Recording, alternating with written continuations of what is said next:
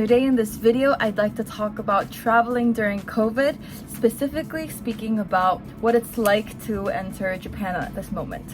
As you can see, I'm not in my usual setting because I'm back home with my parents for a few weeks, and I wanted to use my quarantine time to kind of make this video to inform people that need to travel during COVID or need to come back to Japan for various reasons. In the first part of this video, I want to talk about flying from Santiago to Madrid, Madrid to London, London to Tokyo, and then I want to talk about what the process was like from the moment I got to Tokyo until coming back home, and then I want to answer some questions that I've received over social media.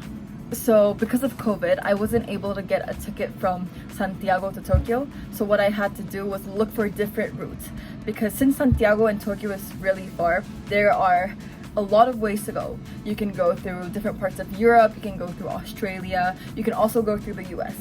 And usually I fly through the US because I think it's a bit more faster, but this time I decided to go from Santiago to Madrid, and Madrid, London, London, Tokyo. So in order to leave Santiago, I didn't really need a lot of documents, but I did make sure I had 3 things.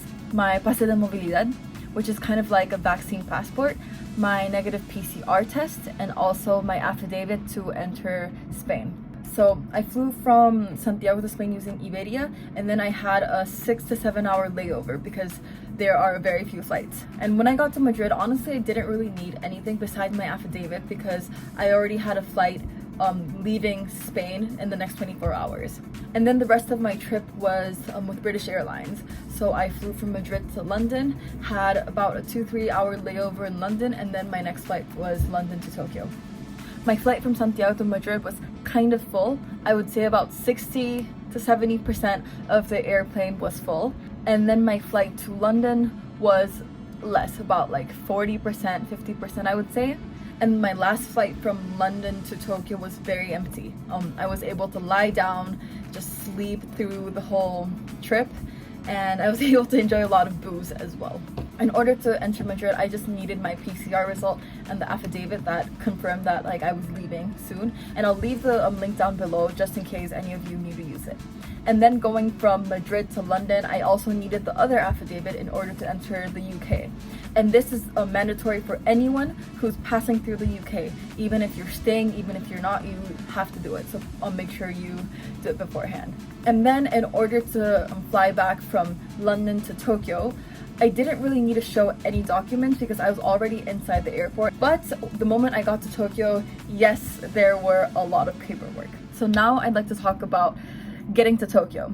So I got to Tokyo at around 11 a.m. So the moment you get to Tokyo, first they let everyone that has a changing flight leave first, because some people were just getting to Tokyo to fly elsewhere. Then they let all of the Olympic related people leave, and then after that everyone else is able to leave. The total time it took from the moment I got to Tokyo to arriving to my hotel was about 3 hours. So from the moment you get to Tokyo, there's about 5, if I remember correctly, 5 checkpoints where they either check if you have the correct documents, or they check if you have the application installed on your phone. They even check your settings, and they also make you take the PCR test upon arrival, and you have to wait until you get your result. So if I remember correctly, at the first checkpoint, they check if you have all of your documents, including the QR code, which is a QR code associated to the affidavit you have to fill out. That's done by the Minister of Health, Labor and Welfare. I'll leave the link down below because this is actually very important. If you don't fill in the questionnaire beforehand, it is fine because they allow you to do it on the spot. But also that means you have to wait there, and then you have to line up again, and you will be losing time because it's kind of like a first come first serve situation. So I do recommend you do this QR code beforehand just so that it goes more smoothly. And then in the second checkpoint, you receive this thing called a kenko card, which is like a health card, which is like this. I'm gonna hide this part. And basically you have to circle all of the countries you've been in the past. So basically in this paper you have to write down if you have symptoms or not, and also you have to report all the countries you've been. In my case, I had to check out Chile and Spain because I had to go through immigration in Spain since my tickets were bought separately.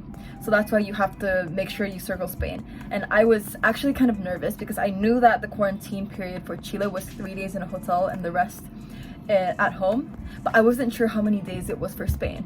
And I was kind of scared because the UK, I think it's 6 days quarantine in a hotel upon arrival. But then yeah, Spain is also 3 days, so it didn't really affect how many days I have to be in a hotel. The good thing here is that the PCR tests aren't nose swabs, which are very painful, you know? It's a saliva test. That's it. What they give you is they give you this little plastic container and a little funnel with a sticker that has the number associated to your passport and everything. And then there you have to go to this little booth, and it's really funny because there's photos of lemons and sour plums to help people be able to produce more saliva. Then after you do that, they put this little sticker and then they immediately go get your results.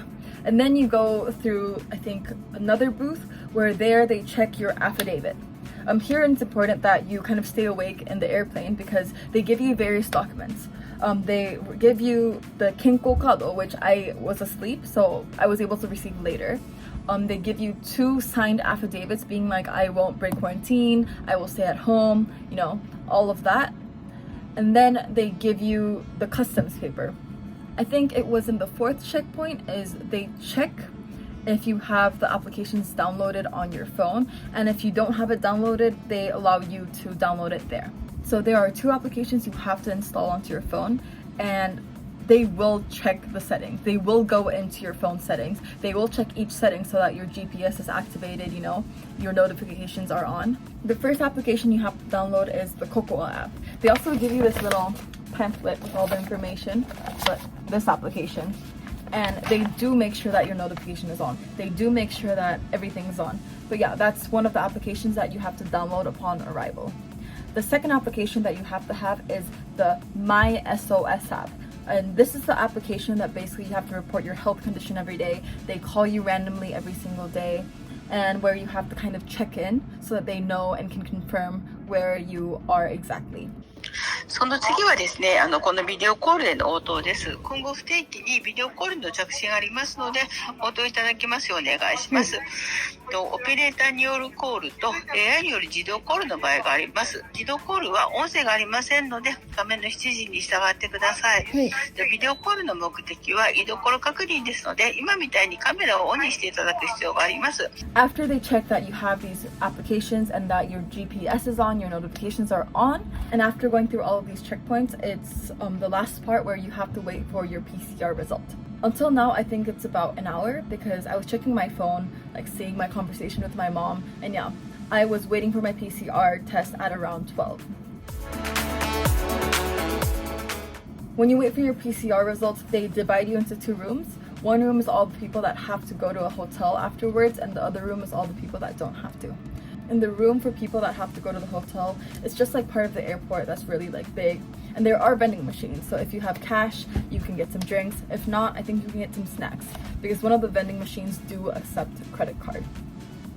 And then in about 15-20 minutes they called my name, they told me I tested negative, and then I had to coordinate to see how I'm gonna get to my hotel. After all the people that are going to the same hotel are there, in my case there were 3 people that went to the same hotel. People in this like yellow bib kind of like followed us through immigration, through getting all of our luggage, and they just guide you to get the bus. And then I arrived at the hotel at around 1:45. Before my trip, I did do a lot of research. I did try to read like blogs of other people just to know what the experience is like. And I read that some people had to wait for hours until they got to the hotel. So I was worried, but I think it was pretty fast because I got to Japan at 11 a.m. and I was in my hotel room by 1:45. So now I'd like to go to some questions. The first question is, do you need a specific format for your PCR test? The answer is no. Although in the website of the Minister of Foreign Affairs, there is a specific format they ask for, it doesn't have to be the exact same format. As long as your PCR certificate has all of the information that the government requires, it's okay. And I think in my case, my certificate didn't have my sex, so it didn't say like female or anything, but it was still okay. I do think that you need to have it printed out. And in my case, the printer at home was broken, so I went to the Santiago airport and I was able to print it there. But yeah, in Tokyo, they will check your PCR result. I remember in London and Spain, they kind of just saw it and they were like, okay, but they didn't really check it thoroughly. But yes, in Japan, they checked every point. They checked if my name was right, my passport. So yeah, have that with you. Have maybe 1 or 2 copies just in case. The second question I received a lot was, what are the exact documents that you need? My answer, obviously this may change. I can't be responsible if someone gets in trouble at the airport, but in my case, the only documents I absolutely needed to do beforehand was my PCR test and the QR code.